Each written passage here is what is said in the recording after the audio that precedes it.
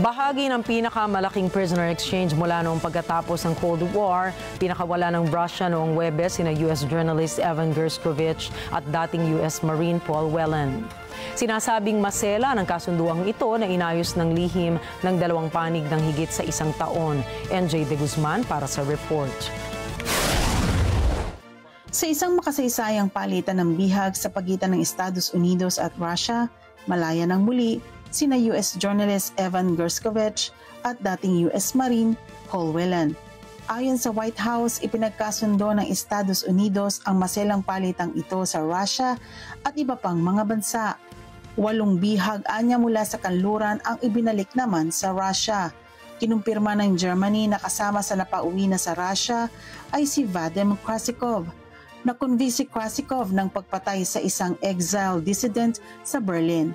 Ayon naman sa Turkey, 10 katao kasama ang 2 bata ang biniyahe pabalik sa Russia, 13 sa Germany at 3 sa US. Kasama rin sa nakipagpalitan ng bihag ay ang Poland, Slovenia, Norway at Belarus. Ayon sa Kremlin, ang desisyon ng Moscow na palayain ang mga bihag nito ay upang makauwi na ang mga nakakulong na Russians sa ibang bansa. Samantala, hindi napigilang maging emosyonal si US National Security Advisor Jake Sullivan nang ilarawan niya ang kolektibong paggawa sa likod ng pagpapalaya sa American citizens na nakakulong sa Russia. Anya, ang araw na ito ay dapat paghugutan ng inspirasyon. Pinasalamatan ni Sullivan ang mga ahensyang tumulong sa prisoner swap na ito, yaong mga hindi kilala ng publiko, ngunit tunay anyang mga dedikado sa kanilang mga tungkulin.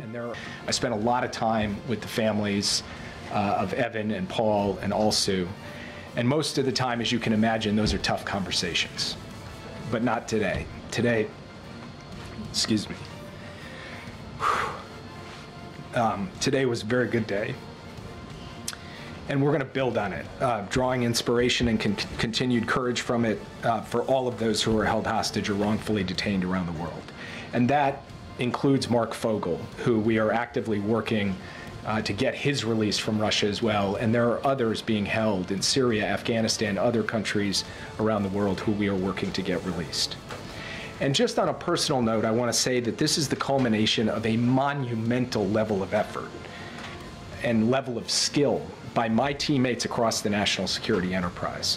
My colleagues here at the NSC, my colleagues at the Central Intelligence Agency, my colleagues at the State Department. These are dedicated, talented professionals who are not in the headlines, who don't get to stand at a podium like this one. And it was at the President's direction that they built and pulled off the most intricate, expansive deal of its kind in memory.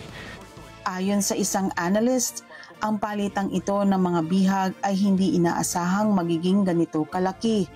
Anya, malaking papel ang ginampanan ng Turkiye bilang tagapamagitan ng Russia at US. Talks have been going on for a long time, in secret. Every once in a while, rumors would appear that there had been a breakthrough, but nothing on the scale of this size was expected. Turkey has played an important role as a go-between between Russia and the United States. Turkey has good relations with Russia while it's also a member of NATO in good standing. So President Erdogan could play the role of broker and still have credibility with both the Western European countries and with Russia as well. NJ De Guzman for Mata ng Agila International, trusted, connected, on point.